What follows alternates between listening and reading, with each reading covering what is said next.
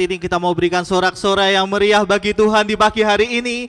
Kita bersama-sama mau katakan Mission Impossible. Sama-sama kita katakan Mission Impossible. Mari saat ini kita mau bersorak karena kita berada di tempat ini sebab Tuhan Yesus amat sangat baik.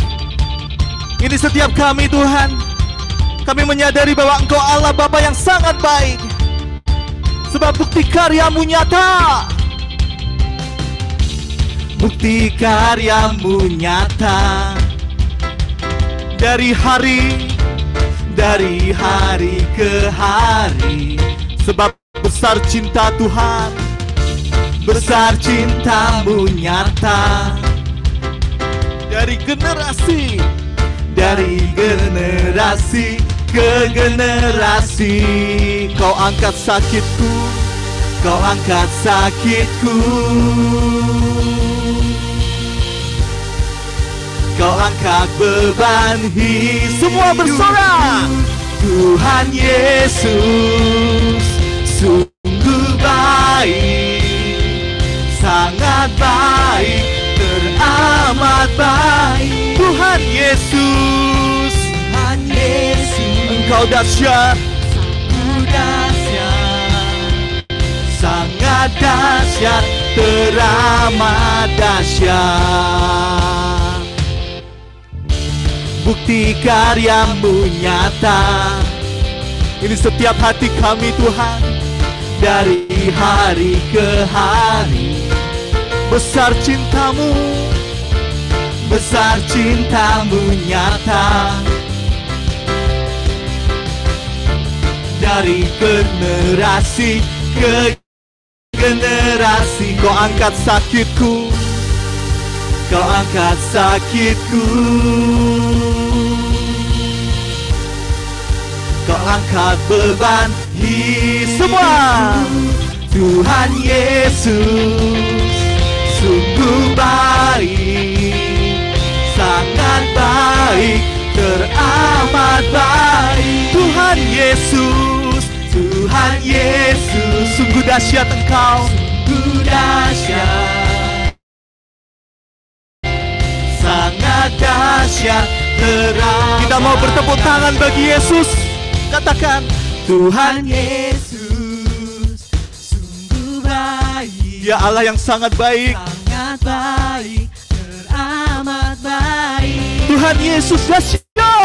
Tuhan Yesus sungguh dahsyat, sangat dahsyat, teramat dahsyat. Engkau dahsyat, sangat dahsyat, teramat dahsyat. Engkau dahsyat Tuhan, sangat dahsyat, teramat dahsyat. Mari kita mau beri sorak-sorai bagi Yesus. Engkau dahsyat, Engkau dahsyat. Sebab sungguh karena kasih-Mu Tuhan, Engkau menyertai kami dan Engkau yang memilih kami, dan Engkau izinkan kami untuk dapat berada di tempat ini. Mari kita buat tanda kemenangan dalam nama Bapa dan Putra dan Roh Kudus. Amin. Pada pagi hari ini kami bersyukur Tuhan, Engkau bawa kami untuk belajar di tempat ini. Engkau bawa kami untuk memperbaharui setiap dari kami, untuk mengisi kembali kami. Dan pada pagi hari ini kami ingin membuka hati kami. Ini setiap kerinduan kami untuk memuji dan menyembah Engkau. Sebab kami telah merasakan dan mengecap betapa baiknya Tuhan.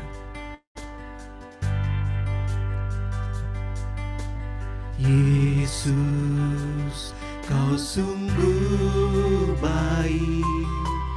Yesus, nama-Mu indah. Yesus, kami cinta Kau. Ku cinta Kau selalu. Ku tinggikan, ku agungkan selamanya. Yesus, Yesus, Kau sungguh baik. Engkau indah Tuhan. Yesus, nama-Mu indah.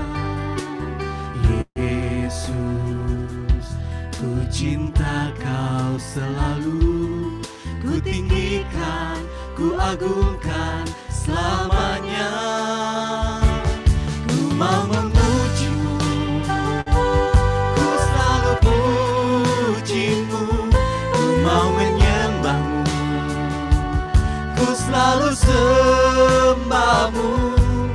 Kau yang layak terima semua pujian, kemuliaan hanya bagi Tuhan. Engkau Tuhan yang baik.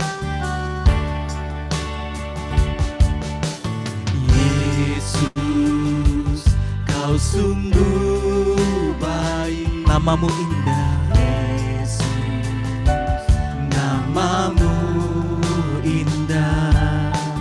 Yesus, ku cinta Kau selalu. Ku tinggikan, ku agungkan selamanya. Ku mau memujimu, ku selalu pujimu. Ku mau menyembahmu, ku selalu sembahmu.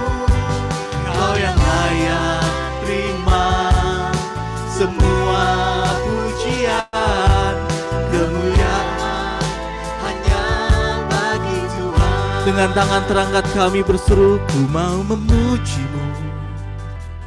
Ku selalu puji, Ini setiap hati kami ku Tuhan. mau menyembahmu. Ku selalu sembahmu. Kau yang layak terima semua pujian, kemuliaan.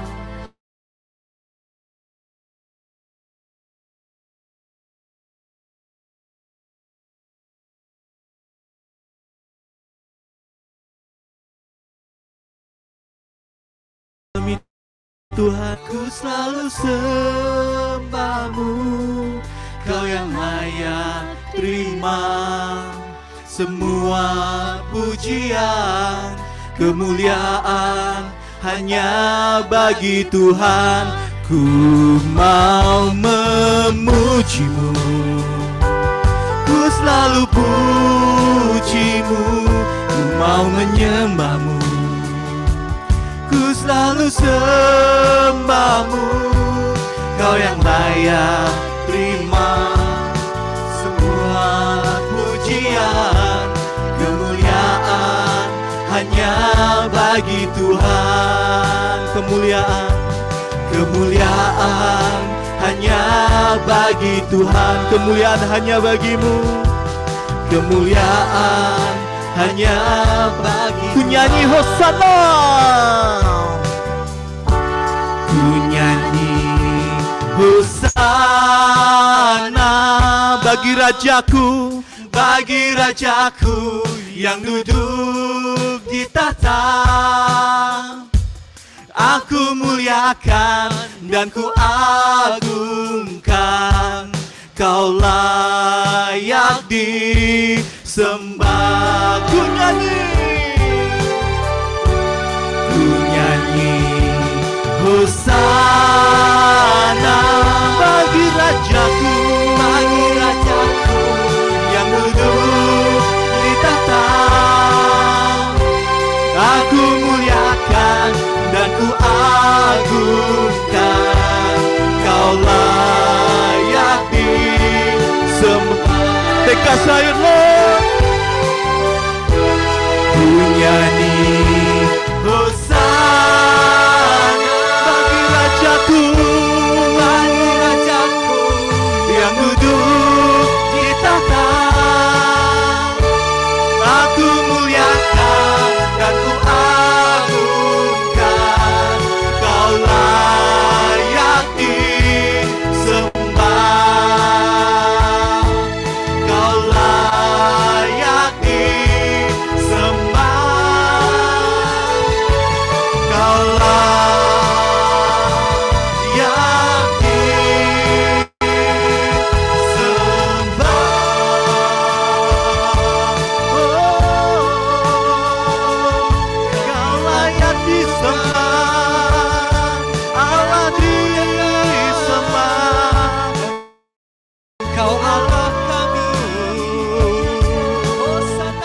Shikira bata di.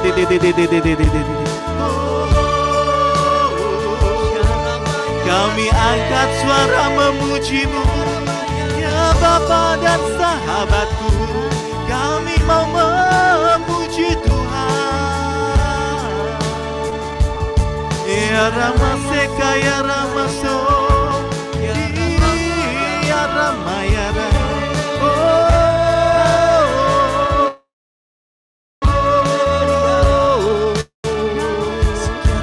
Ya Rama, ya Rama Se.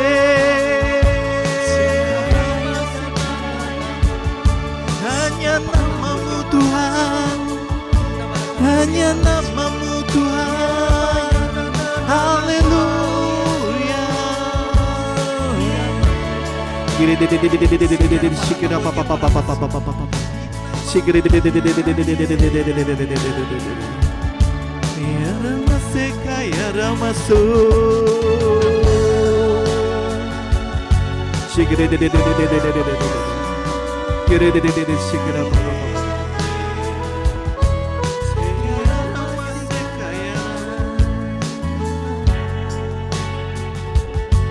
Nama di atas segala nama.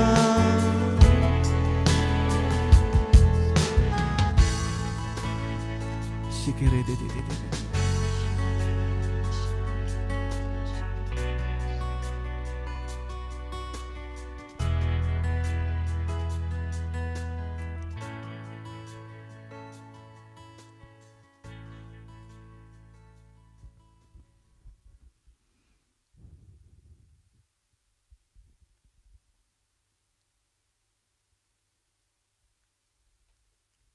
Sejenak kita hening di hadapan Tuhan.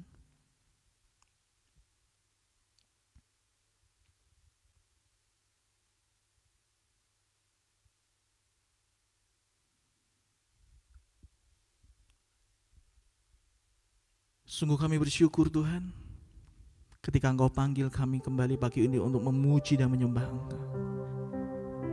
Kami rasakan hadirat-Mu pada pagi hari ini. Dan saat ini hati kami telah siap untuk menerima firman-Mu. Kami bersyukur Tuhan berkenan utus Monsinyur Paskalis di tengah-tengah kami. Dan kami percaya setiap firman ini akan masuk ke dalam hati kami, tumbuh dan berbuah di dalam hati kami, sehingga kami dapat pergi dan menghasilkan buah. Dan kami persembahkan acara selanjutnya ke dalam tangan. Kemuliaan kepada Bapa, Putra dan Roh Kudus seperti pada permulaan, sekarang, selalu dan sepanjang segala abad. Amin. Dalam nama Bapa dan Putra dan Roh Kudus. Amin. Dikembalikan kembali kepada Neng Feni, dipersilahkan. Baik, terima kasih kepada Akang Firian dan teman-teman dari Persekutuan Doa Santa Maria Fatima dan PDOMK Saint Gregory Prayer Community yang sudah membawa kita dan menghantar kita untuk merasakan hadirat Allah pada pagi hari ini. Baik, Bapak Ibu yang terkasih, saat ini saya akan membacakan profil singkat dari Monsinyur Paskalis Bruno Syukur OFM. Monsinyur Paskalis Bruno Syukur OFM selaku sebagai Uskup Keuskupan Bogor dan beliau berdomisili di Kota Bogor. Pada pagi hari ini beliau akan memberkati kita dengan sebuah tema yang sangat luar biasa, pergi dan menghasilkan buah. Tanpa berpanjang lebar dan berlama-lama, mari kita berikan tepuk tangan kepada Monsinyur Paskalis Bruno Syukur OFM. Silakan Monsinyur.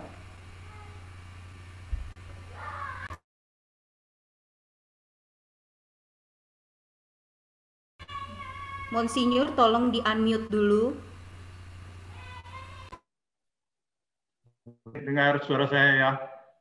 Selamat pagi semuanya, peserta konvenda yang ke-11, dimanapun Anda sekalian hadir dan tinggal ikut bersama dalam konvenda ini.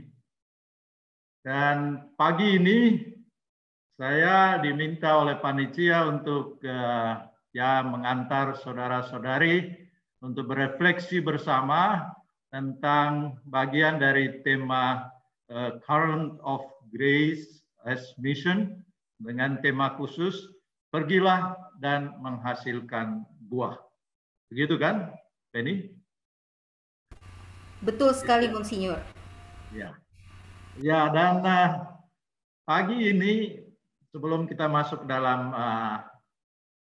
bahan tema ini, pagi tadi dalam misa pagi ada firman yang disampaikan oleh Santo Paulus kepada jemaat di Filipi, dan saya terkesan juga dan ada kaitan dengan tema ini, di mana dikatakan oleh Santo Paulus dengan penegasan ini.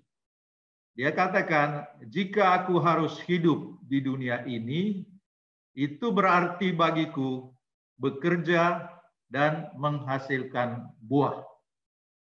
Nah, ini firman Tuhan yang disampaikan oleh Santo Paulus dalam bacaan pertama dalam Misa Kudus hari ini. Tentu ini ada kaitan dengan tema kita yang kalian pilih, pergilah dan menghasilkan buah. Berarti ada kaitannya bahwa hidup kita ini mestilah hidup yang ditandai oleh suatu gerakan, pergi dan melakukan sesuatu tentunya, dan kemudian menghasilkan buah. Nah, saudara-saudari, dari tema ini saya akhirnya berpikir dan menghantar saudara-saudari untuk mendalami apa arti panggilan Injili kita. Apa arti panggilan Injili ini? Bagi saya, panggilan Injili itu adalah tugas yang dipercayakan kepada kita untuk menyebarkan kabar baik. Nah, ini titik tolak kita, bahwa kita semua yang hadir dalam konvenda ini, maupun seluruh umat orang yang percaya kepada Kristus, mereka ada melekat pada diri mereka panggilan ini, yakni panggilan Injili. Artinya kita dipanggil untuk menyebarkan kabar baik dari Tuhan. Nah, berkenaan dengan panggilan Injili ini, saya mau mengutip apa yang disampaikan oleh dua orang paus. Tentu banyak paus lainnya yang juga menyampaikan hal yang sama ini. Tetapi saya hanya membatasi diri dengan pandangan dua paus yang saya kutip dalam kesempatan konvenda ini. Mungkin PowerPoint-nya bisa ditampilkan ya. Ya, nah yang pertama ialah bahwa ada surat apostolik dari Paus Benediktus ke-16 pada tanggal 21 September 2010. Melalui surat apostolik itu, Paus Benediktus ke-16 mendirikan Dewan Kepausan untuk Promosi Evangelisasi Baru. Nah, dewan ini didirikan oleh Paus Benediktus ke-16 dengan maksud agar seluruh gereja teranimasi oleh satu gairah. Gairah apa? Gairah misioner yang baru, yang memperbaharui semangat mengkomunikasikan iman kepada orang-orang yang sedang kehilangan acuan pada Allah dan menjauhkan diri dari gereja Kristus. Paus Benediktus ke-16 bahkan menekankan promosi evangelisasi baru sebagai prioritas gereja, karena diyakini bahwa hanya dengan suatu evangelisasi baru, pertumbuhan iman umat yang jernih dan mendalam itu dapat terjadi. Jadi Paus ini menekankan dalam surat apostoliknya Ubiquimque et Semper, itu tentang satu dewan kepausan yang tugasnya ialah menganimasi agar gairah misioner yang baru itu sungguh berkembang dalam gereja kita. Nah, ini tentu saja saya angkat karena menurut saya konventa kita ini sebenarnya tujuannya ialah untuk membangkitkan gairah misioner kita. Maka kita mengatakan, ya kami ini dipanggil untuk pergi dan menghasilkan buah. Itu yang pertama. Lalu paus yang kedua yang bagi saya juga amat menekankan tentang panggilan Injili ini ialah Paus Fransiskus.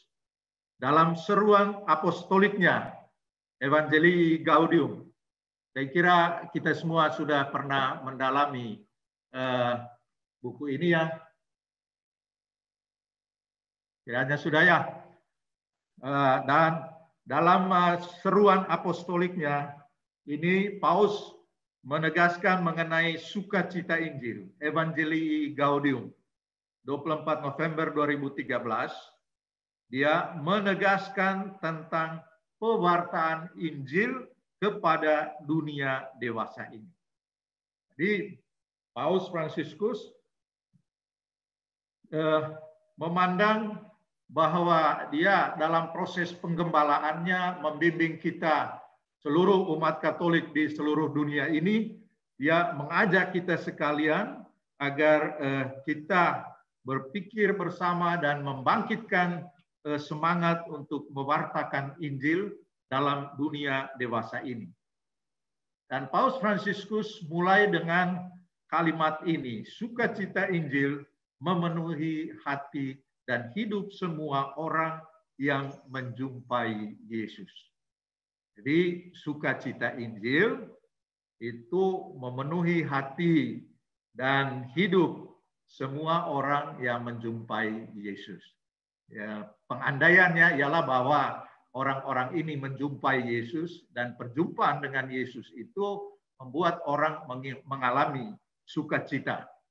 Dan sukacita itu bukan sukacita yang pada umumnya, tetapi sukacita yang ditandai oleh Injil. Paus mengatakan bahwa saya mengajak seluruh umat Kristiani dimanapun pada saat ini juga untuk membarui perjumpaan pribadi dengan Yesus Kristus. Atau setidaknya terbuka untuk membiarkan dirinya didatangi, dijumpai oleh Yesus. Jadi kita sendiri terbuka agar Tuhan sendiri datang kepada kita. Walaupun di satu sisi dia mengajak kita untuk membaharui perjumpaan pribadi dengan Yesus. Nah, saudara-saudari, Paus tentu menegaskan tentang perjumpaan kita secara pribadi dengan Yesus Kristus itu. Dan perjumpaan itu yang merupakan sumber sukacita Injil ini. Nah, sebenarnya perjumpaan pribadi itu adalah semacam pengalaman otentik ya. Artinya pengalaman pribadi akan kebenaran dan kebaikan Allah terhadap kita manusia. Jadi orang mengalami kasih Kristus dalam kehidupannya. Taruhlah kita ambil contoh Santo Paulus yang benar-benar merasakan cinta kasih Tuhan, yang didatangi secara pribadi oleh Tuhan Yesus dalam perjalanan dia ke Damsyik. Kita bisa lihat dalam Kisah Para Rasul bab 9 ayat 1 sampai 19a. Di sana Santo Paulus men-sharingkan pengalaman perjumpaan dia. Tuhan mendatangi dia dan dia kemudian merasakan betapa Tuhan menghendaki dia agar dia berubah dalam hidupnya. Slide berikutnya tadi. Slide berikutnya. Ya, jadi ini tadi. Sehingga Santo Paulus akhirnya mengatakan, ya saya kalau tidak beritakan Injil, celakalah saya. Celakalah aku jika aku tidak memberitakan Injil. Jadi pemberitaan Injil itu berasal dari pengalaman perjumpaan pribadi antara Paulus dengan Yesus Kristus. Nah, Paus mengatakan bahwa dalam konteks panggilan Injili kita, dalam konteks pewartaan Injil kepada dunia dewasa ini, kita harus kembali ke pengalaman pribadi, perjumpaan pribadi kita dengan Yesus Kristus ini. Nah, saya ambil contoh tadi dari pengalaman Santo Paulus. Dia merasakan bagaimana Tuhan mendatangi dia. Dan kemudian akhirnya dia sampai pada kesimpulan yang kemudian dalam perjalanan waktu dia kemudian punya tekad ini. Bahwa ya saya kalau tidak memberitakan Injil, maka saya ini termasuk orang yang celaka. Ini. Mudah-mudahan kita juga begitu ya. Kan kita sudah dibaptis ini. Mudah-mudahan kita punya pengalaman pribadi dengan Tuhan. Pengalaman Anda disapa. Pengalaman yang otentik dalam artian yang pengalaman pribadi bahwa Tuhan mempercayakan kepada Anda untuk melakukan sesuatu. Dan ini titik tolak agar kita sungguh siap untuk menjadi orang yang mewartakan kabar gembira, sukacita Tuhan itu. Nah, saya kira itu satu poin penting bagi kita, bahwa pertama-tama memang perlu sekali kita punya pengalaman perjumpaan dengan Tuhan. Paulus mengingatkan, ya bukan hanya usaha kita, tetapi sebenarnya Tuhan sendiri mendatangi kita, hanya apakah kita terbuka untuk didatangi oleh Tuhan. Dan itu yang diingatkan oleh Paulus dari sisi yang lain, bahwa Tuhan memang mendatangi kita, tapi siapkah kita untuk didatangi oleh Tuhan itu. Sehingga pengalaman pribadi inilah yang akan membuat kita siap untuk mewujudkan panggilan Injili kita. Artinya kita memiliki gairah untuk mewartakan kabar gembira Tuhan itu. Slide berikutnya. Nah, berkenaan dengan ini, memang berkaitan dengan pergilah dan menghasilkan buah, saya teringat akan apa yang diajarkan oleh gereja kita dalam teologi, entah teologi misi ataupun pewartaan-pewartaan, dua istilah yang hemat saya angkat dalam pertemuan ini. Istilah yang pertama ialah misi, pergilah, dan evangelisasi. Istilah misi bagi saya menekankan aspek gerakan yang timbul karena ada perutusan. Jadi ada gerakan yang timbul karena ada orang atau dia yang mengutus, yang berseru untuk pergi. Maka kita mengambil tema pertama, bagian pertama dari tema ini ialah pergilah. Dan itu merupakan bagian dari misi kita, atau inti dari misi itu ialah bahwa ada gerakan yang timbul karena ada dia yang mengutus, dia yang berseru, pergilah. Nah, saya teringat lagi akan pengalaman Santo Fransiskus dari Assisi, tatkala dia masih bingung dalam pencarian dirinya apa yang dikehendaki oleh Tuhan kepada dia, maka dia kemudian berdoa di tempat yang sunyi, khususnya dalam salah satu gereja yang sederhana yang ditinggalkan.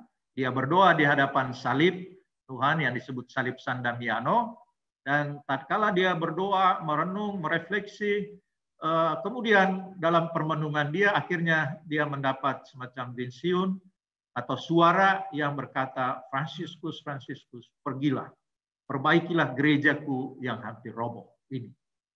Nah, Fransiskus melihat gereja yang mana. Memang tempat dia berdoa itu adalah gereja kecil, Kapel San Damiano yang memang sudah hampir rusak. Dan dia berpikir, oh ya, ini suara Tuhan yang menyuruh dia untuk memperbaiki gereja ini.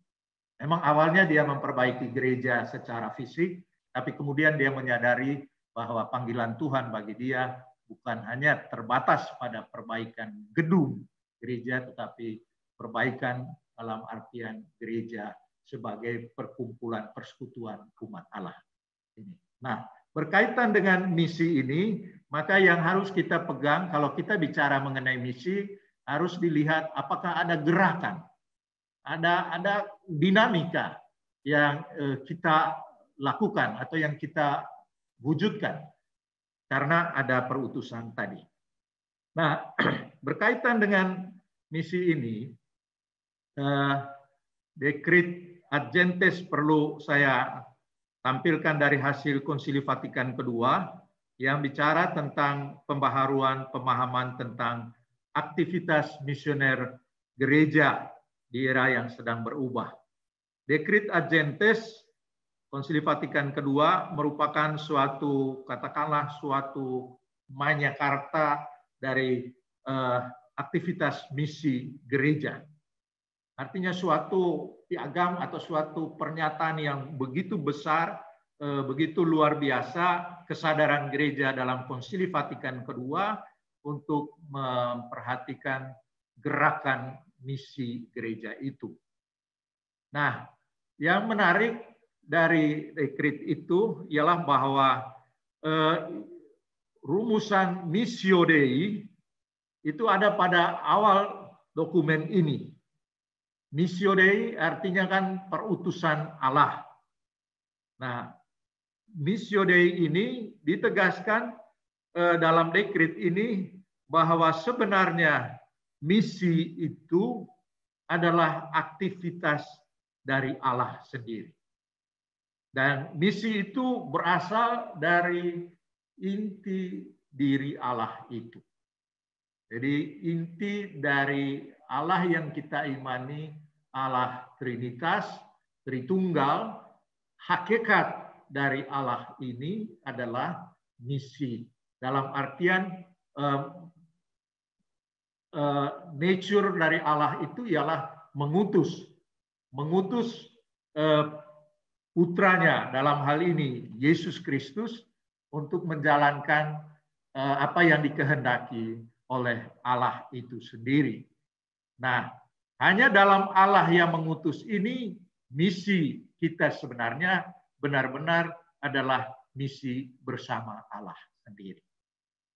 Saya harap ini bisa ditangkap ya, bahwa misi kita itu sebenarnya merupakan keterlibatan kita dalam Missio Dei, dalam misi Allah ke dalam dunia ini. Dan misi perutusan ini itu merupakan ekspresi dari nature-nya, hakikatnya Allah kita. Allah yang mengutus putranya ke dunia ini dalam persekutuan dengan Roh Kudus untuk melakukan karya penyelamatan umat manusia dan seluruh alam semesta ini. Maka baik kita memahami bahwa kalau kita bicara tentang misi, pertama-tama bukanlah terutama jawaban atau inisiatif manusia. Tetapi itu adalah inisiatif dari Allah. Kalau kita tergerak untuk ikut dalam karya perutusan ini, berarti kita berada bersama Allah itu. Dan saya kira itulah arti kalau kita mengatakan saya beriman kepada Allah, berarti saya ikut dalam gerakan Allah itu. Dan gerakan Allah itu adalah gerakan untuk menyelamatkan ini. Nah, bisa kita nanti bicara banyak tentang apa arti karya penyelamatan itu. Tetapi yang jelas bahwa kalau kita bicara tentang karya menyelamatkan itu merupakan bagian dari misi gerakan Allah terhadap kita manusia di dunia ini. Jadi sekali lagi saya mengatakan bahwa misi pertama-tama adalah milik Allah, proyeknya Allah, agen utama adalah Roh Kudus, dan proyek misi adalah proyeknya Allah.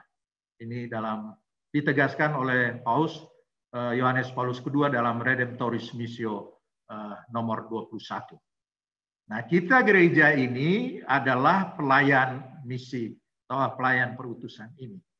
Bukan gereja yang menciptakan misi, tapi Allah lah yang menciptakan misi itu. Dan kita bergerak dalam gerakan Allah ini. Cukup ya. Jadi saya kira saya tidak terlalu cepat untuk menyampaikan bahannya ya. Tidak Oke. maksudnya. Ya. Jadi itu istilah yang pertama. Lalu istilah yang kedua yang bagi saya pantas kita angkat dalam kesempatan ini ialah mengenai evangelisasi. Slide berikutnya. Evangelisasi atau penginjilan. Bagi saya istilah ini menyasar pada konten, pada isi dari perutusan kita ini. Kalau kita diutus pergilah, kita bawa apa? Apa konten yang kita bawa? Ya kan, ini pertanyaan sederhana lah. Yang pertanyaan reflektif yang harus ada pada diri kita. Kalau saya dipanggil oleh Tuhan, panggilan Injili saya pergi. Nah, konten dari kepergian saya itu apa? Nah, itulah yang bagi saya istilah evangelisasi masuk di sana. Artinya bahwa konten dari karya perutusan saya ialah menyampaikan Injil, Evangelion, kabar gembira. Jadi kabar gembira yang kita bawa, jangan kabar duka cita. Paus juga bilang ya, Paus Fransiskus mengatakan saya berharap bahwa pewarta-pewarta Injil, peserta konventa ini, pemberita Injil bukan orang-orang yang murung ya, bukan orang-orang yang putus asa, bukan orang-orang yang bawa kekecewaan pada orang lain. Amin. Ya, jadi peserta konventa ini mestilah orang-orang yang membawa berita gembira, kabar gembira, kabar Injili. Karena kita ini mengevangelisasi. Kalau mengevangelisasi berarti konten yang saya bawa dalam hidup saya, dalam kata-kata saya, dalam gerakan saya ikut misi Allah ini ialah membawa kabar gembira. Kabar gembiranya apa? Kabar gembiranya ialah bahwa Allah itu memperhatikan kita. Allah itu bukan dia tinggal jauh di surga sana lalu dia tidak peduli hidup kita. Tidak. Allah itu adalah Allah yang mengutus putranya, Yesus Kristus itu sendiri dalam kesatuan Roh Kudus untuk menyelamatkan kita manusia ini dan seluruh ciptaannya.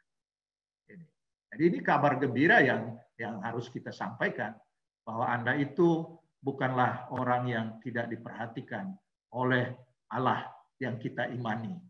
Buktinya bahwa Allah sendiri turun hidup di dunia ini dan dia mau menyelamatkan kita semua. Maka karya penyelamatan Allah ya bisa juga disampaikan melalui diri kita, pemberita Injil ini. Apakah kita juga membawa selamat bagi orang lain? Atau justru sebaliknya? Dan saya kira konventa ini memang mengajak kita untuk melakukan pertobatan ini. Sekaligus juga untuk melihat, ya mudah-mudahan kita tidak hanya menjadi orang yang bisa menyanyi saja atau berdoa saja. Berdoa sudah baik sekali. Menyanyi juga itu penting, membawa kabar gembira. Tapi yang paling penting ialah bahwa dalam pewartaan kita, dalam evangelisasi itu kita menegaskan dari pertama-tama kita sendiri bahwa ya saya ini diperhatikan oleh Allah. Itu yang membuat saya bersukacita. Itu yang membuat saya ya bergembira. Membawa kabar gembira ini. Masih ingat kan pengalaman Bunda Maria yang dia ungkapkan dalam Magnificat. Tatkala dia didatangi oleh malaikat Tuhan, diberi kabar gembira bahwa dia diminta untuk menjadi ibunda Tuhan. Semula dia agak kaget, tapi kemudian dia mengatakan, aku ini hamba Tuhan, terjadilah padaku menurut perkataan. Dan kemudian apa yang dilakukan oleh Bunda Maria? Ya, dia kan kemudian membawa kabar gembira ini kepada Elizabeth saudaranya. Menyampaikan kabar gembira. Kabar gembira apa? Kabar gembira bahwa Allah memperhatikan dia. Dan kemudian dalam Magnificat Bunda Maria, dia juga kemudian mendaftar 5 list sejarah karya Allah dalam sejarah bangsanya. Itu. Dia melihat bagaimana Allah berkarya pada zaman Abraham, pada zaman Musa, dan seterusnya. Ini. Saya kira baik juga ya kita dalam konvenda ini kita boleh melakukan list di mana kita bisa melihat bahwa ada juga karya besar Tuhan dalam hidup bangsa kita ini. Jadi kembali ke soal tadi bahwa memang misi penyelamatan itu adalah Allah mengutus putranya dan menyelamatkan kita. Maka 3 hal ini perlu disadari dalam melakukan evangelisasi, dalam melakukan penyampaian kabar gembira itu. Yang pertama, ialah pusat dari seluruh evangelisasi adalah pada pribadi Kristus. Jadi kalau kita berpartisipasi dalam evangelisasi, maka kita harus memberitakan Kristus. Dan Kristus secara utuh. Kristus yang lahir di Bethlehem, Kristus yang berkarya di daerah Galilea dan Yudea, kemudian Kristus yang menderita, Kristus yang wafat, Kristus yang mati, dan Kristus yang bangkit serta naik ke surga. Jadi Kristus yang utuh. Karena ada pewarta pemberita Injil juga dalam sejarah gereja yang tidak memberitakan Kristus secara utuh. Bahkan ada aliran yang melihat bahwa tidak mungkin Allah itu menjadi manusia.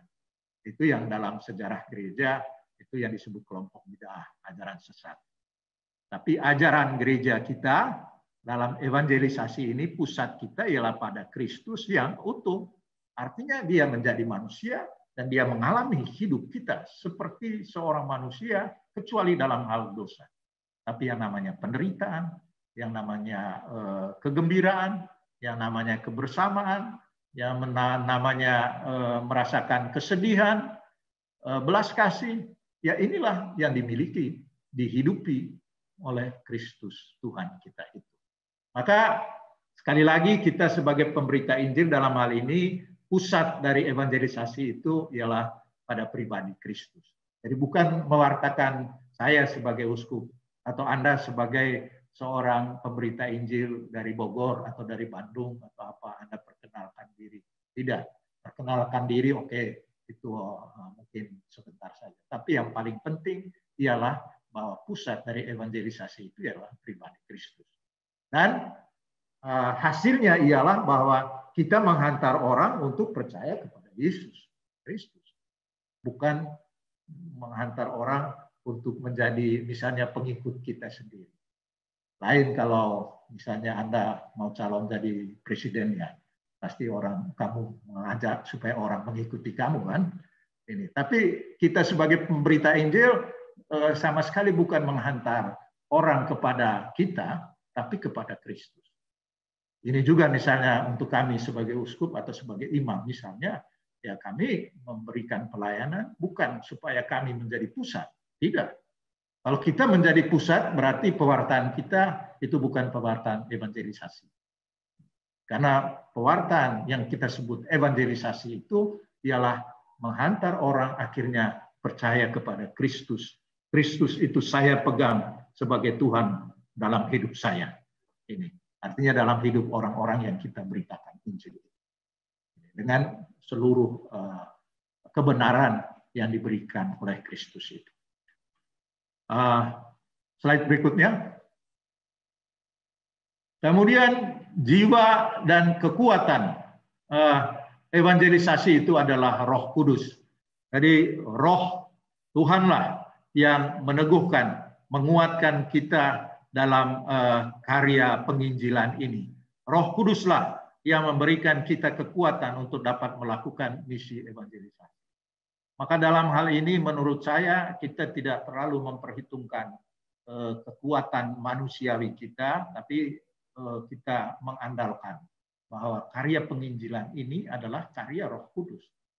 Saya dengan keadaan saya, dengan talenta yang ada pada saya, mungkin juga dengan harta yang saya miliki atau mungkin saya tidak punya, tapi saya terlibat dalam karya evangelisasi ini. Karena apa? Karena jiwa dan kekuatannya ialah ada pada Roh Kudus. Tinggal bagaimana saya terbuka kepada Roh Tuhan, Roh yang baik itu, walaupun saya tidak punya apa-apa juga dalam hal ini. Jadi sebenarnya kita semua dipanggil untuk itu. Dan yang ketiga ialah belas kasih Allah adalah kabar gembira dalam evangelisasi. Nah, dalam pewartaan kabar gembira, kita mesti mendengungkan bahwa Allah berbelas kasih dan mengasihi umatnya. Ya, tidak hanya adil, namun lebih dari itu dia berbelas kasih. Dan saya kira Paus Fransiskus berapa tahun lalu mengangkat tahun kerahiman ini. Sebenarnya mengingatkan kita bahwa Allah yang kita imani itu adalah Allah yang berbelas kasih, Allah yang mengasihi. Dan inilah kabar gembira dari kita dalam konteks pewartaan kita. Allah berbelas kasih dan mengasihi umatnya. Saya kira itu harapan kita semua. Baik, kita lihat slide berikutnya. Mudah-mudahan kita mengerti ini. Nah, dalam konteks konvenda ini, saya juga mengajak Anda sekalian untuk memahami dan mengikuti gerakan Allah. Ini berkaitan dengan tadi perintah Allah, ialah pergilah. Ini.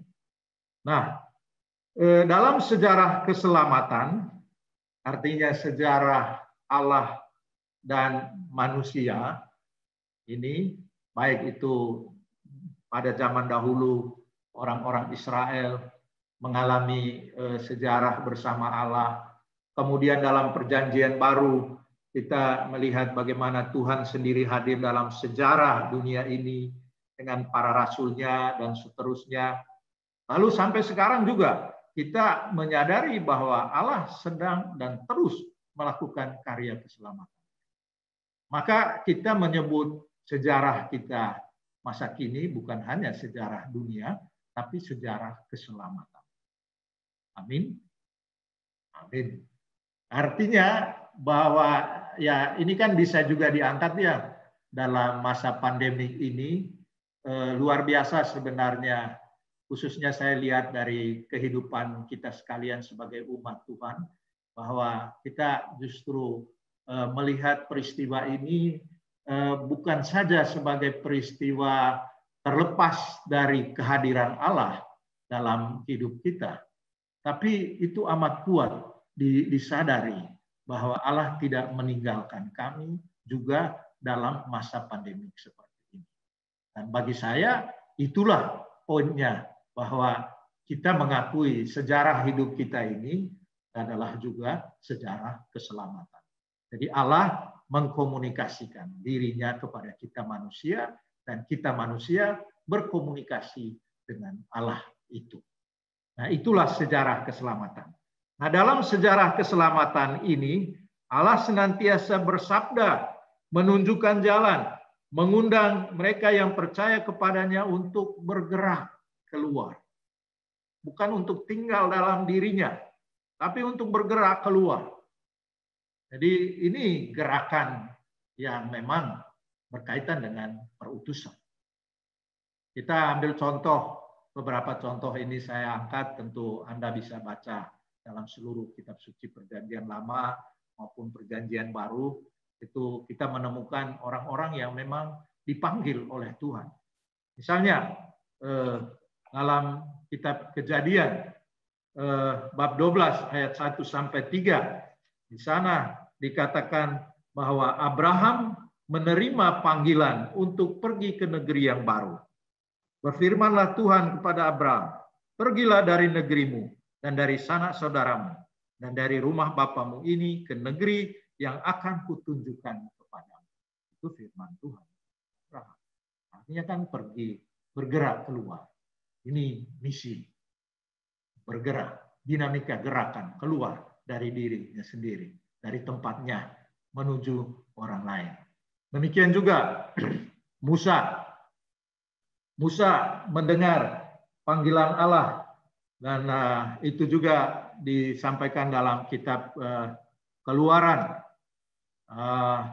Dalam kitab Keluaran pasal 3 ayat 10 di sana juga disampaikan bahwa Musa dipanggil. Jadi sekarang pergilah, aku mengutus engkau kepada Firaun untuk membawa umatku orang Israel keluar dari Mesir. Jadi Musa mendengarkan panggilan Allah ini karena Allah memperhatikan penderitaan umatnya. Umatnya menyampaikan kepada Allah seruan-seruan yang berkenaan dengan penderitaan yang mereka alami. Mereka memohon pertolongan Tuhan, lalu Tuhan bertindak. Dan tindakan Tuhan ini ialah terarah kepada diri Musa, dan Musa kemudian dipanggilnya. Jadi pergilah, aku mengutus engkau kepada Firaun dalam pengalaman Musa ini. Jadi unsur bergerak keluar untuk menanggapi panggilan Tuhan, firman Tuhan. Demikian juga Yeremia. Allah bersabda kepada siapapun engkau kuutus, haruslah engkau pergi. Dan Yeremia siap untuk melakukan itu. Itu contoh-contoh yang bisa saya kemukakan pada kesempatan ini ya. Kalian bisa juga melihat contoh-contoh lain berkenaan dengan Allah yang bersabda, kemudian memanggil orang, lalu mengutus untuk pergi. Misalnya juga kisah menarik itu kisah Yunus kan, dipanggil oleh Tuhan, diutus ke kota Ninive, dia lari lagi, dia tidak mau ikut Tuhan, akhirnya dia masuk ke mana itu ya, perut ikan, baru sudah itu dimuntahkan, kemudian dia tahu oh memang Tuhan itu mau supaya dia pergi ke kota Ninive memberitakan kabar gembira, kabar pertobatan. Ini. Slide berikutnya. Ya, jadi selain dari contoh perjanjian lama, kita juga bisa melihat dalam contoh kitab suci perjanjian baru, pengalaman komunitas para murid Yesus yang kemudian bersuka cita untuk melakukan tugas perutusan mereka. Dicontohkan misalnya 72 murid Yesus yang diutus, kemudian setelah mereka kembali dari tugas perutusannya, mereka menceritakan bahwa banyak orang yang disembuhkan, bahkan setan-setan juga kalah. Lalu mereka bergembira. Hanya Yesus mengingatkan mereka agar mereka tidak merasa diri hebat karena itu, karena mereka bisa mengusir setan-setan ataupun menyembuhkan banyak orang. Yesus mengingatkan mereka bahwa yang paling penting ialah namamu itu tercatat di surga. Dan itulah boleh dikatakan murid-murid Yesus ini adalah orang-orang yang mengalami sukacita karena diutus oleh Tuhan. Nah, saudara-saudari, dorongan untuk bergerak keluar dan memberi, untuk keluar dari diri sendiri, untuk terus bergerak maju, menaburkan benih baik, hemat saya tetap ada sampai sekarang ini. Dan Tuhan senantiasa berkata juga ya dalam Markus 1:38 tatkala dia diminta untuk menetap di satu tempat, dia katakan, marilah kita pergi ke tempat lain, ke kota-kota yang berdekatan, supaya di sana juga aku memberitakan Injil. Karena untuk itulah aku telah datang. Ini. Lalu hal yang tentu saja dalam kitab perjanjian baru yang mesti diangkat dalam kesempatan ini ialah amanat agung Tuhan Yesus. Warisan yang disampaikan oleh Yesus sebelum dia diangkat ke surga, Yesus mewariskan perintah ini. Pergilah, jadikanlah semua bangsa muridku, dan baptislah mereka dalam nama Bapa, Anak, dan Roh Kudus. Dan ajarlah mereka melakukan segala sesuatu yang kuperintahkan. Dan ketahuilah aku bahwa aku menyertai kamu sampai akhir zaman. Ini. Jadi saya kira inilah yang di sini dikatakan, ya mari kita menjadi pemberita Injil di setiap waktu dan di setiap tempat. Sehingga iman kepadanya dapat tersebar ke seluruh penjuru dunia. Dan memang hingga kini setiap umat Kristiani dan setiap komunitas berusaha mencari dan menemukan jalan yang ditunjukkan Tuhan kepada kita semua. Dan kita semua diminta untuk mematuhi panggilannya. artinya keluar dari zona nyaman kita untuk menjangkau seluruh pinggiran yang memerlukan terang Injil. Ini. Baik, kita masuk ke pokok berikut berkaitan dengan Nah, kita melihat bahwa gerakan Allah ini adalah gerakan belas kasih. Kita memahami, bukan hanya memahami, tapi mengikuti gerakan Allah itu. Dan gerakan Allah itu gerakan apa? Ya, gerakan belas kasih Allah. Itulah dinamika misi. Paus Fransiskus menegaskan, misi tidak pernah hanya menjadi buah rancangan program yang sempurna atau diorganisir dengan amat baik. Jadi tidak pernah hanya bahwa memang perlu ada program yang baik diorganisir dengan baik. Tapi jangan berhenti di organisasi atau berhenti pada program-program. Tapi misi selalu buah kehidupan yang tahu apa arti disembuhkan oleh Tuhan. Apa arti ditemukan oleh Tuhan.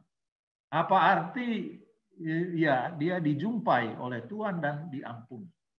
Jadi misi dilahirkan dari pengalaman belas kasih dari Tuhan yang kita rasakan bersama. Nah, tema ini, slide berikutnya. Nah, tema ini terus-menerus kembali dibicarakan dengan macam-macam cara oleh Paus Fransiskus. Nah, kata-kata ini menggemakan kata-kata Paus Paulus ke-6 yang menunjuk pada Roh Kudus sebagai agen atau pelaku utama evangelisasi. Paus Paulus ke-6 pernah berkata, teknik-teknik evangelisasi itu baik, tetapi pun teknik yang paling berkembang tidak dapat menggantikan gerakan lembut Roh Tuhan sendiri, Roh Kudus sendiri. Nah, saudara-saudari, saya mau mengangkat pokok ini dalam kaitan dengan memahami gerakan Allah ini. Maka pada jantung setiap misionaris, setiap kita ini mesti ada pengalaman bahwa kita dipercayakan secara pribadi oleh Allah itu. Bahwa kita ditemukan. Bahwa kita sendiri disembuhkan. Diperjumpakan atau diampuni oleh Allah. Jadi pengalaman pribadi ini dipercayakan secara personal oleh Allah sendiri. Nah, tadi saya singgung mengenai Magnificat Bunda Maria ya. Karena dia memang merasakan bahwa dia gadis desa yang siapa yang mengenal dia kecuali orang Nazaret. Itu pun tidak mungkin semua orang mengenal dia, tapi dia dipercayakan oleh Allah untuk suatu tugas yang luar biasa. Mungkin sekedar sharing pribadi saya, ya saya juga tatkala dipercayakan oleh Paus Fransiskus untuk menjadi uskup di Bogor ini, ya memang yang terbersit dalam pikiran saya waktu disampaikan oleh kardinal yang menyampaikan pengangkatan saya, ya saya teringat akan ya Bunda Maria, siapakah saya ini, yang ya siapa yang kenal saya di Bogor ini waktu itu, tidak ada, apalagi tempat asal saya juga. Jadi saya melihat bahwa inilah pengalaman yang saya rumuskan tatkala mempersiapkan refleksi ini. Inilah pengalaman saya ditemukan, saya disembuhkan, saya dijumpai oleh Allah dan dipercayakan oleh Allah untuk ikut serta dalam gerakan dia. Gerakan Allah yang begitu besar, tapi saya dipercayakan untuk ambil bagian sedikit dari karya penginjilannya, dari karya penyelamatannya. Dan karena itulah maka saya merasakan ini pengalaman yang dipercayakan oleh Tuhan, maka dari situlah saya juga terdorong untuk meneruskan karya pewartaan dia.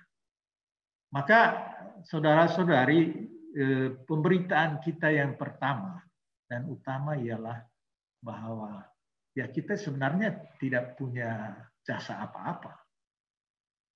Tapi di situ kita menemukan bahwa Yesus Kristus itu memang mengasihi kita. Dia memberikan hidupnya untuk menyelamatkan kita. Maka dia panggil kita untuk ikut bersama dia. Bukan karena jasa-jasa kita.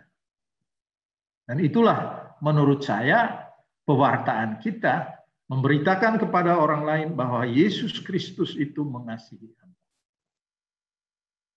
Jadi jangan ragu dalam hal itu. Ya kita bisa sharing pengalaman kita. Anda pasti punya pengalaman pribadi. Bagaimana Anda merasakan walaupun kita orang berdosa, walaupun kita punya kelemahan, tapi toh Tuhan mempercayakan karya baik ini kepada kita, karya penyelamatannya.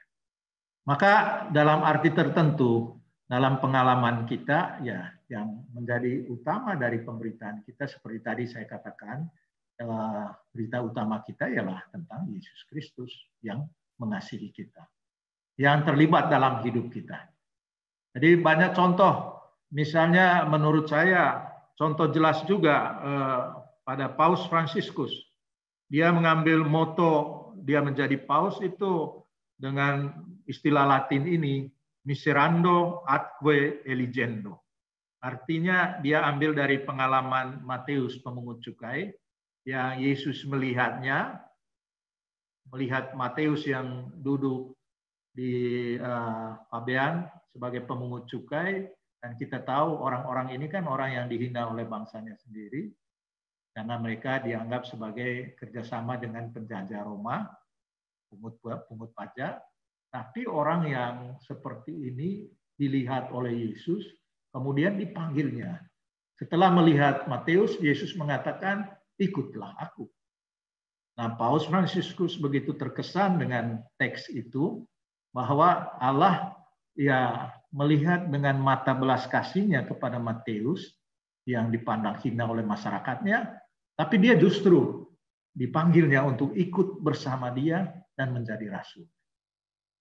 Ini kan pengalaman bahwa dia diangkat dari masyarakatnya itu. Dia tidak lagi menjadi orang yang dihina. Dan dia sendiri akhirnya kita tahu bahwa dia menjadi seorang rasul yang benar-benar setia kepada Kristus. Nah, Paus sendiri mengambil itu sebagai moto dia karena dia sendiri menyadari ya dia juga bukanlah orang yang kudus sekali, tapi ada kelemahan-kelemahan dia, tapi dipilih oleh Allah untuk berperan sebagai gembala gereja kita. Nah, saudara-saudari, saya kira dalam arti inilah maka isi pewartaan kita lebih kepada pengalaman pribadi, pengalaman bahwa Allah campur tangan dalam hidup kita. Maka isi penginjilan kita jangan sampai terlalu penuh dengan katakanlah doktrin-doktrin atau hukum atau peraturan atau ya upacara, tapi jangan sampai kita hanya bicara mengenai hukum-hukum. Ini dalam pewartaan kita, dalam evangelisasi kita bukan lagi tentang Yesus yang mengasihi kita, tapi kita sudah menyatakan, oh kamu jangan melakukan ini, jangan pergi ke gereja dengan hati tidak kudus, haruslah kudus seperti ini, atau ya jangan menghina nama Tuhan Yesus dan seterusnya. Lebih pada unsur hukum dan peraturan-peraturan ataupun hal-hal yang bukan langsung mengenai pribadi Kristus. Bahwa ada doktrin, ada hukum, ada peraturan dan semuanya itu disampaikan untuk memperkuat agar kita benar-benar mengikuti cara hidup Kristus itu. Nah, maka dalam hal ini ya Paus juga mengingatkan kita agar kita tidak menyampaikan pada sisi doktrin-doktrin gereja saja, tetapi doktrin itu harus menolong orang untuk akhirnya terikat pada pribadi Kristus itu. Dan pribadi Kristus itu adalah pribadi Allah yang berbelas kasih, Allah yang tidak menghina orang, tidak menghakimi. tapi mengambil orang-orang ini yang dipandang hina oleh masyarakatnya, dia mempercayakan. Dan saya kira banyak sekali hal yang disampaikan oleh Yesus dalam Injil tentang hal ini. Maka di situ saya katakan, dalam katekese kita memberikan penekanan agar umat baru itu menerima Yesus sebagai jalan, kebenaran, dan kehidupan. Nah, cara hidupnya itu diubah dan mengikuti hidup Yesus itu. Berikutnya, slide berikutnya. Ya, itu bagaimana kita memperkenalkan gereja kita kepada orang-orang baru yang mau mengikuti kita. Jangan sampai slide berikutnya, bahwa ini, jadi kita dalam penginjilan kita, dalam pewartaan kita, baiklah kita memfokuskan pada hal-hal keindahan hidup kasih Allah yang menyelamatkan, yang dinyatakan dalam diri Yesus Kristus itu. Jadi kita tidak mulai dengan doktrinnya gereja begini, tetapi kita mulai dengan pengalaman pekerjaan Allah dalam hidup kita. Dan itulah yang kemudian menggerakkan kita, menggerakkan orang-orang yang ikut atau yang mendengarkan pemberitaan itu. Baru kemudian gereja memang menata hidup itu, menata hidup mengikuti Kristus dengan adanya doktrin dan hukum, misalnya hukum gereja. Nah, kita diingatkan di sini agar dalam khotbah kita atau dalam pewartaan kita jangan sampai kita hanya menyampaikan doktrin-doktrin saja, tapi disampaikan di sana tentang hidup Yesus itu. Baik, berikutnya. Nah, setelah kita memahami dan mengikuti gerakan Allah ini, tentu saja kita dipanggil untuk menjadi misionaris belas kasih Tuhan. Sebagai orang Kristen kita dipanggil untuk menjadi pengikut dan sahabat-sahabat Kristus. Dengan suatu kesadaran tadi bahwa ya kita memang orang berdosa, namun dikasihi oleh Allah. Nah, begitu saya dan Anda mempunyai pemahaman afektif tentang apa arti orang berdosa yang dikasihi Allah ini, maka kita kemudian mungkin sedikit dibantu untuk tidak serta-merta selalu mengadili orang-orang lain, orang-orang berdosa lainnya. Bahkan kita juga diingatkan apa hak kita untuk menghina atau menghukum orang lain dengan kejam tanpa belas kasih. Saya sendiri kadang-kadang mengalami dalam hidup umat kita yang kita seringkali ikut serta menghina orang lain dengan cara pandang kita, padahal belum tentu benar juga.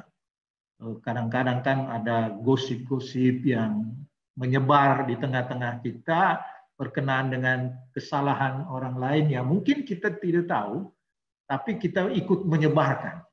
Ini bukan membicarakan dengan orang yang digosipin itu. Nah, menurut saya di sini kita mesti bijaksana dalam hal ini, bijaksana untuk lebih baik melihat soalnya. Jadi kita tidak langsung ikut serta dalam gerakan untuk menghina orang lain, menghukum orang lain secara sosial misalnya. Apalagi dengan media sosial tiba-tiba di internet ada penilaian yang memojokkan orang lain yang belum tentu benar.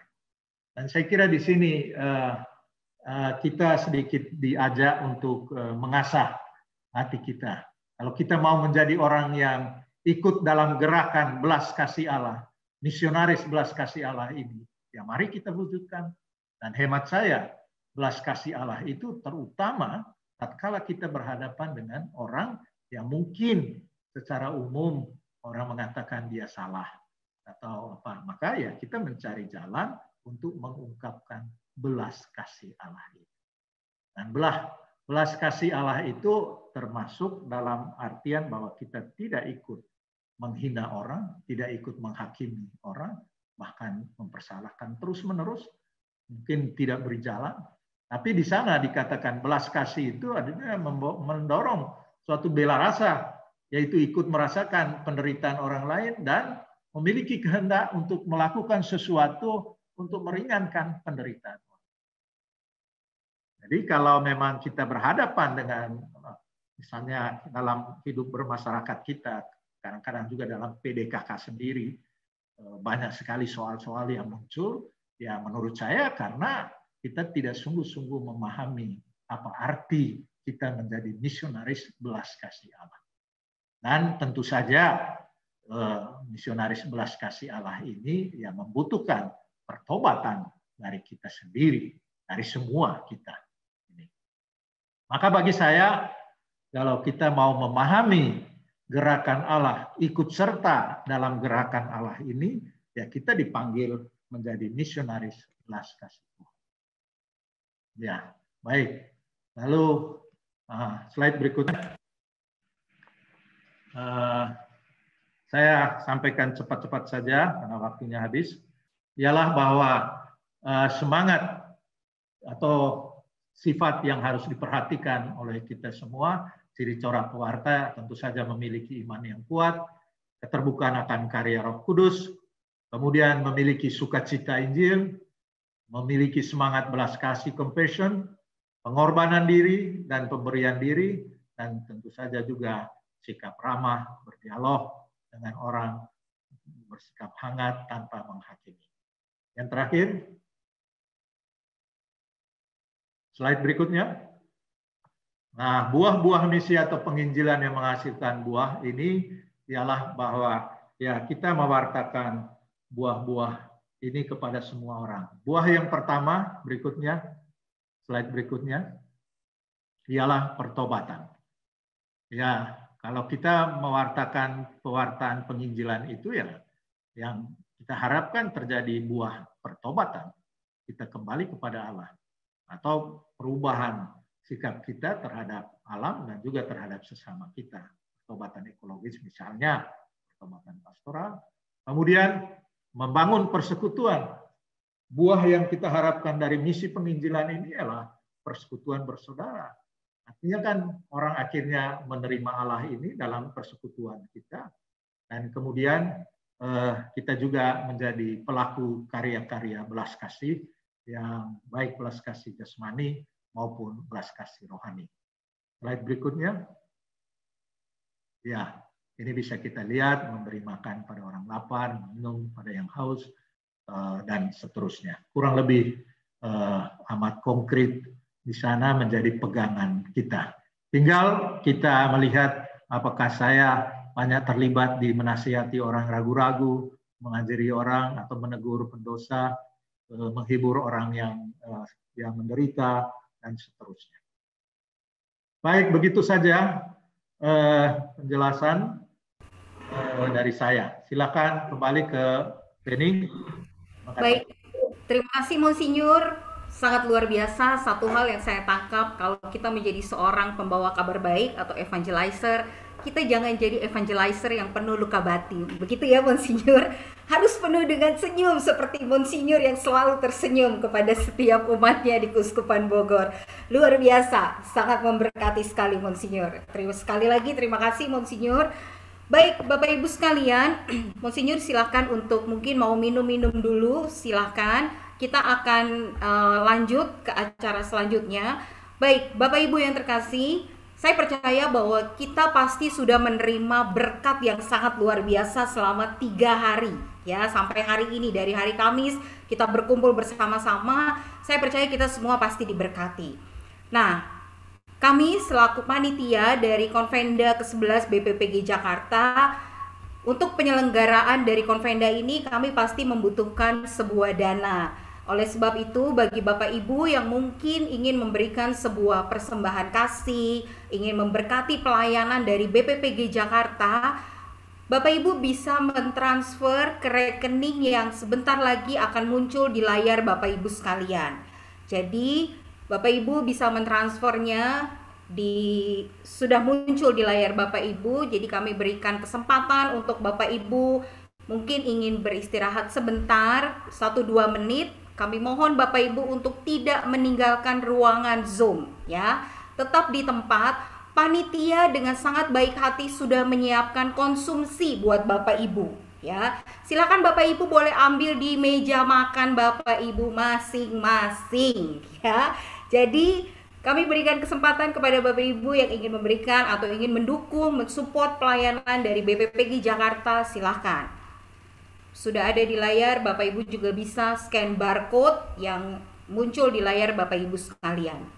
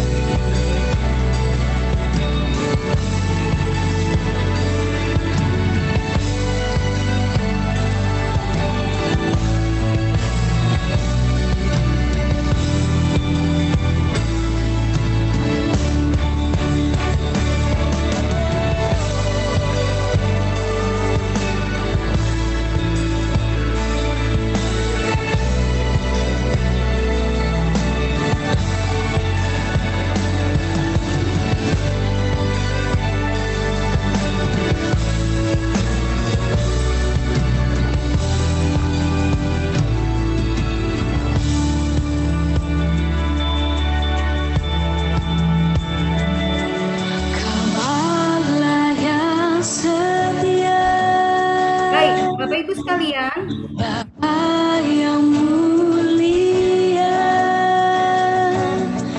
kasih-Mu besar. baik. Bapak Ibu sekalian, kalau tadi Bapak Ibu sudah ambil snack yang siapkan panitia di meja makan Bapak Ibu sekalian, sangat baik sekali ya panitia BPPG Jakarta ya. Baik, Bapak Ibu, saat ini sebelum kita masuk dalam sesi tanya jawab, nah kalau tadi Bapak Ibu sudah mendengarkan pengajaran Monsinyur yang sangat luar biasa, begitu detail, bagaimana kita pergi dan menghasilkan buah, pasti Bapak Ibu bisa jawab pertanyaan kuis ini.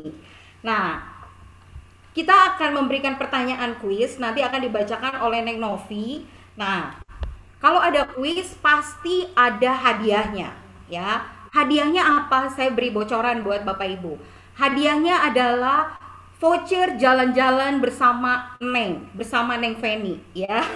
Jalan-jalan bersama dengan saya dapat voucher luar biasa. Kalau yang dapatnya dari BPK Bandung, jalan-jalannya ke Bogor. Kalau yang dapatnya BPK Bogor, jalan-jalannya ke Bandung. Kalau yang dapatnya BPK Jakarta, jalan-jalannya dari Bogor lanjut ke Bandung bersama Neng ya. Jadi sebentar lagi Neng Novi akan membacakan pertanyaannya dan jawabannya akan Bapak Ibu kirimkan ke quiz/Novi.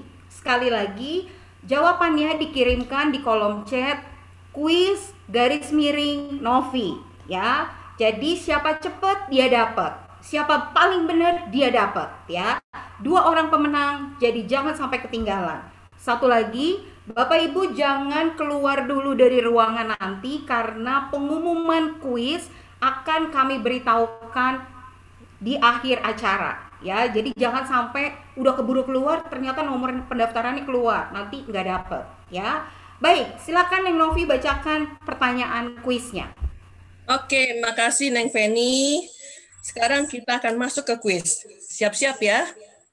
Pertanyaannya, apa 3 hal penting dalam evangelisasi? Saya ulang. Apa 3 hal penting dalam evangelisasi? Segera kirim chatnya ke saya. Nanti kita akan tentukan pemenangnya di akhir acara. Terima kasih. Baik, terima kasih Neng Novi. Bapak Ibu sudah tahu ya, kalau tadi mendengarkan pasti tahu 3 hal ya tentang evangelisasi. Baik, Monsinyur sudah siap untuk tanya jawab, Monsinyur? Yo. Baik. Ya. Baik, kita akan masuk dalam pertanyaan yang pertama. Ini udah banyak banget nih Monsinyur yang masuk. Pertanyaan pertama adalah, Monsinyur, umat diminta untuk memberitakan Injil di setiap waktu dan tempat. Nah, apakah penginjilan misi yang kita lakukan hanya kepada orang Katolik saja atau kepada semua agama? Silakan, Monsinyur. Ya, tentu dalam kaitan ini kita dipanggil oleh Allah untuk mewartakan penginjilan itu kepada semua orang. Jadi tidak hanya terbatas pada orang Katolik atau orang Kristen atau siapa keluarga kita. Tapi inti dasarnya ialah bahwa kita dipanggil oleh Allah dan diutus untuk mewartakan kabar baik kepada semua orang. Apalagi untuk kita di Indonesia kan, kita tidak mungkin bisa hidup hanya bertemu dengan orang yang beragama Katolik atau apa. Kita hidup dalam multikultural bangsa ini. Maka penginjilan kabar baik itu kita sampaikan kepada semua orang. Tentu saja kabar baik yang mau dikatakan tidak per se hanya berbicara tentang Tuhan yang mengasihi. Tetapi melalui perbuatan baik kita, melalui gestur kita menghormati, menghargai orang lain, disitulah Anda melakukan misi penginjilan kita. Terima kasih. Baik. Kita lanjut pertanyaan kedua, Monsinyur.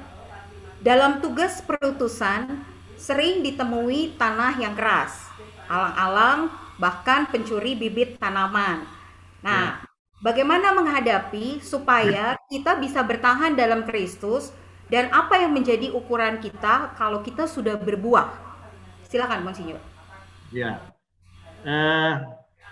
saya kira itu memang realita hidup ya, bahwa pewartaan kita, bahkan Yesus sendiri kan mengalami orang-orang Farisi yang betul-betul keras kepala dan tidak menerima pewartaan Yesus. Tetapi kalau kita melihat ya, apakah Yesus berhenti untuk mewartakan kabar gembira itu? Kali tidak. Dia terus melakukan karya pewartaan itu. Nah, untuk kita pada masa kini, hemat saya semangat yang harus ada pada kita ialah bahwa kita terus melakukan karya penginjilan ini. Kita tidak putus asa hanya karena kita tidak melihat hasil yang kita harapkan itu terjadi. Hal yang kedua, dalam pengalaman saya menyadari bahwa yang pertama yang harus saya lakukan ialah bahwa saya melakukan hal yang baiklah. Artinya objektif baik, mewartakan kabar baik kepada orang lain. Nah, soal saya memang berjuang agar apa yang saya sampaikan itu ya meyakinkan orang, supaya orang berubah. Tetapi kan nyatanya juga bisa saja tidak. Nah, dalam arti ini memang kita harus dengan rendah hati menyampaikan bahwa ya mungkin disitulah peran Allah lebih besar. Saya menyerahkan kepada Allah untuk mentobatkan orang ini, untuk membuat orang ini berubah. Dan kapan itu terjadi, ya kita tidak tahu juga. Waktu Allah itu kan tidak bisa kita prediksi juga. Maka dalam hal ini, menurut saya, buah yang penting untuk kita ialah bahwa kita memiliki kerendahan hati, memiliki kesabaran untuk menunggu hasil waktu Tuhan itu. Yang penting ialah kita melakukan karya penginjilan kita. Baik, jadi kita terus melakukan evangelisasi ya, Monsinyur. Urusan orang itu bertobat atau tidak, kita kembalikan pada Tuhan yang mempunyai keputusan segala-galanya. Ya, terutama kalau kita berhadapan dengan yang tadi orang keras kepala atau orang apa. Tapi kita tidak melihat bahwa itu sebagai hal yang artinya kita tidak berhasil apa-apa. Nah, tidak. Tetap ada hasilnya, ialah bahwa kita tetap melakukan itu karena kita percaya kepada Allah yang mengutus saya. Soal buahnya itu ya ada buah yang mungkin segera kita lihat, tapi ada buah yang kita tidak lihat, tunggu waktu Tuhan. Begitu menurut saya. Baik, jadi tugas kita adalah terus menabur, gitu ya, Monsinyur. Jangan pernah lelah untuk terus menabur dimanapun. Baik, kita lanjut, Monsinyur. Pertanyaan selanjutnya, pertanyaannya begini, Monsinyur, melihat situasi dunia seperti ini, di mana umat Muslim semakin banyak dan umat Katolik semakin sedikit. Nah, di mana gereja pun sekarang sudah banyak menjadi masjid.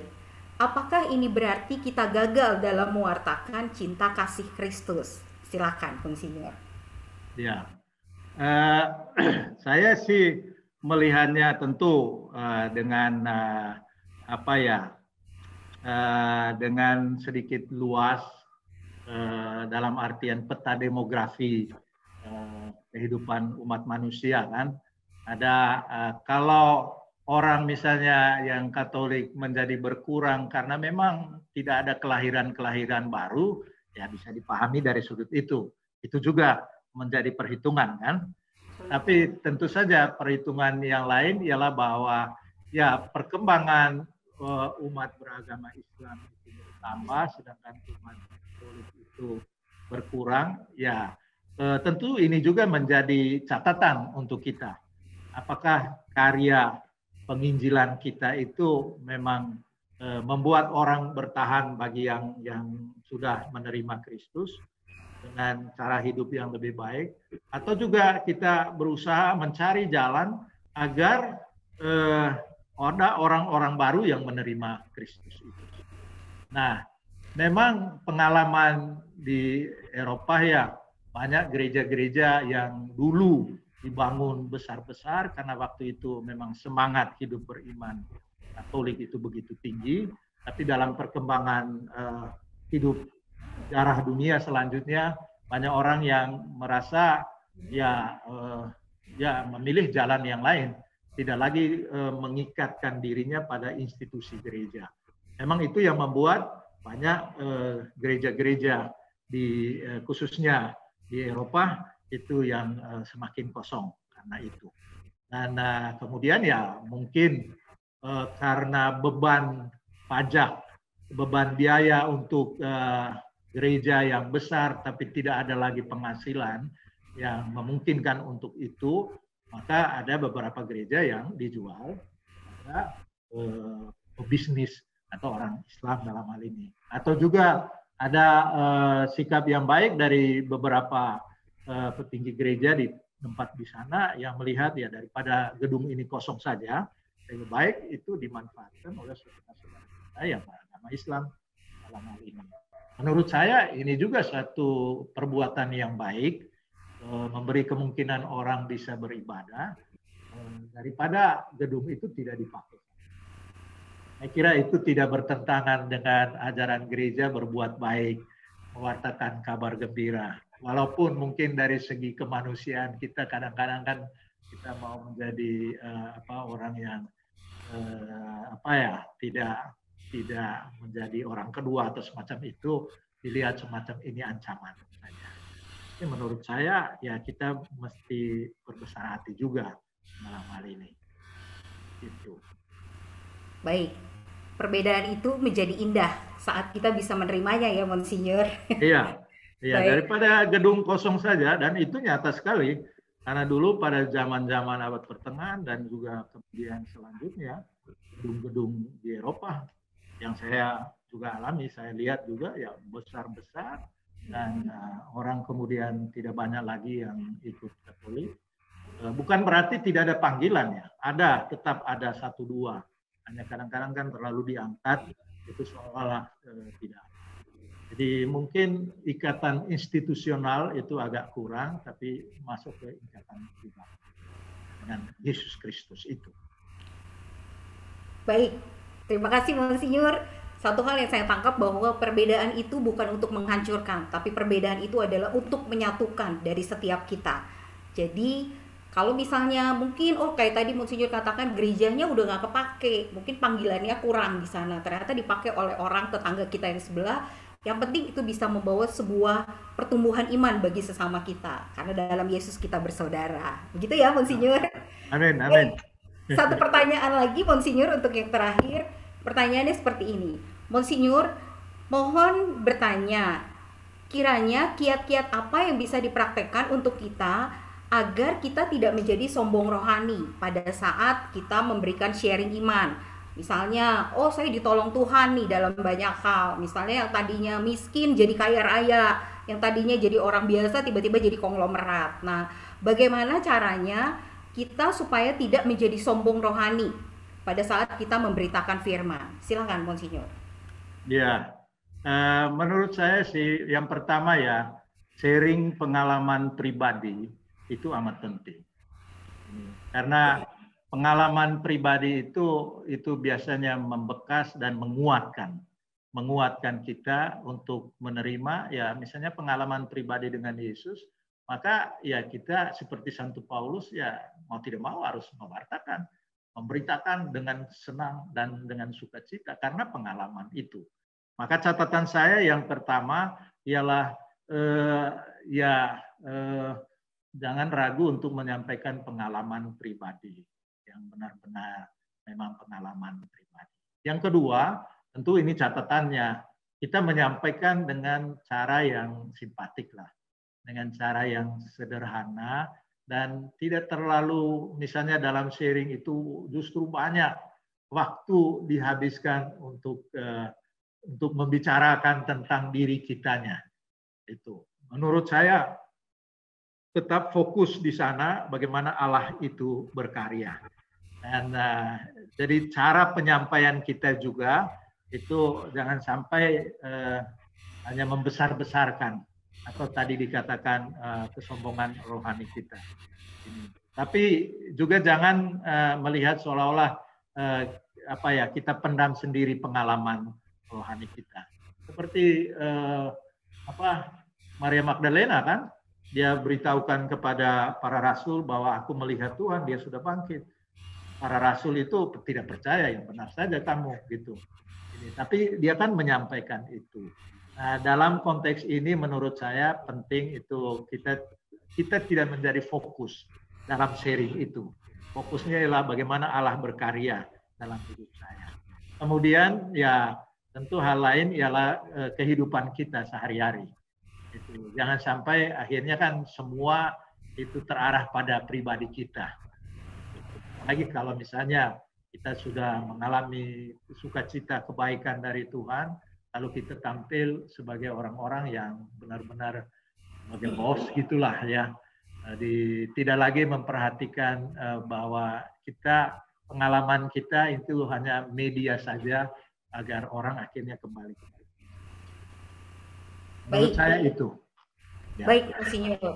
Jadi kabar sukacita itu jangan dipendam sendiri. Karena kalau dipendam sendiri, seperti kayak orang hamil tapi nggak lahir-lahir. Gitu ya, Monsinyur. Iya. Jadi harus dibagikan kepada banyak orang. Nah, sharing itu penting sekali. Ya, pusatnya adalah Yesus, bukan diri kita. Begitu ya, Monsinyur. Sangat luar biasa. Jadi kita sudah dengar bagaimana kita harus pergi dan harus menghasilkan buah-buah roh di dalam kehidupan kita dan menjadi berkat bagi banyak orang. Baik, Monsinyur yang terkasih, Bapak Ibu tolong nyalakan videonya sekali lagi. Semua harus nyala, kita akan beri sesuatu untuk Monsinyur. Sudah nyala? Baik. Sekarang sama-sama secara serempak dalam hitungan 1, 2, 3 kita akan berikan tanda hati kepada Monsinyur di depan layar kita. 1, 2, 3. Terima kasih Monsinyur. Terima kasih. Luar biasa. Oke. Baik Monsinyur, sebelum kita tutup, kami mohon kesediaan Monsinyur untuk menutup kita dalam doa dan memberikan kita berkat dari Monsinyur. Silakan Monsinyur. Dalam nama Bapa dan Putra dan Roh Kudus. Amin. Tuhan Yesus Kristus, kami bersyukur, berterima kasih pada siang hari ini. Kami bersama para peserta Konvenda ke-11 Jakarta ini mencoba mendalami apa yang Kau kehendaki dalam hidup kami. Dan kami Kau utus untuk pergi memberitakan kabar gembira kepada sesama kami. Kami bersyukur Engkau terus-menerus memberikan kekuatan Roh-Mu kepada kami semua. Dan karena Engkau yang menyertai kami, maka kami pergi dengan sukacita, pergi untuk memberitakan kabar baik-Mu melalui kata-kata kami, melalui perbuatan kami, dimanapun kami pergi dan dimanapun kami berada. Dalam keluarga kami, dalam masyarakat kami, dalam tempat pekerjaan kami. Ini kami akan meninggalkan kebersamaan kami yang kami hayati sebagai kebersamaan yang indah karena kami mendapat peneguhan dari sesama saudara kami. Dan kami akan pergi mewartakan kabar baik-Mu. Semoga apa yang kami lakukan membawakan hasil yang berlimpah. Hasil berlimpah itu ada dalam keyakinan setiap orang yang kami jumpai itu semakin kuat, semakin merasakan bahwa Engkau mengasihi kami semua. Maka kini kami mohon turunkanlah berkat-Mu untuk kami, agar kami tetap setia kepadamu. Dalam nama Tuhan Yesus kami mohon turunkanlah berkat-Mu untuk saudara-saudari kami ini, dan untuk semua orang yang kami jumpai dalam perjalanan hidup kami selanjutnya, dalam nama Bapa dan Putra dan Roh Kudus. Amin. Inilah saatnya kita pergi dan menghasilkan buah. Mari saat ini kita mau dengar bisikan Tuhan menggema lembut di dalam batin kita. Pergilah dan sebarkanlah kabar sukacitaku.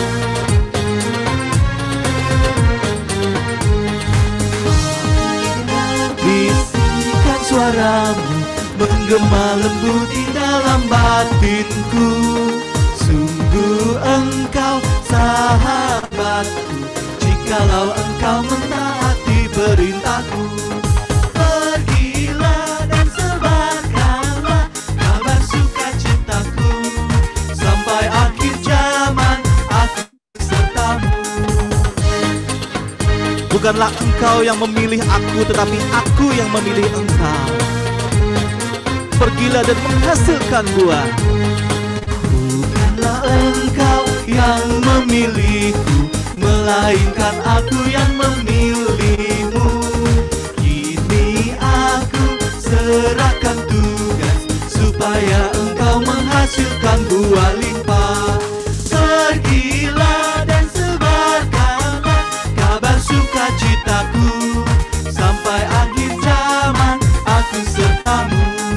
Pergilah dan sebarkanlah kabar sukacitaku, sampai akhir zaman aku sertamu. Tuhan Yesus memberkati kita semua.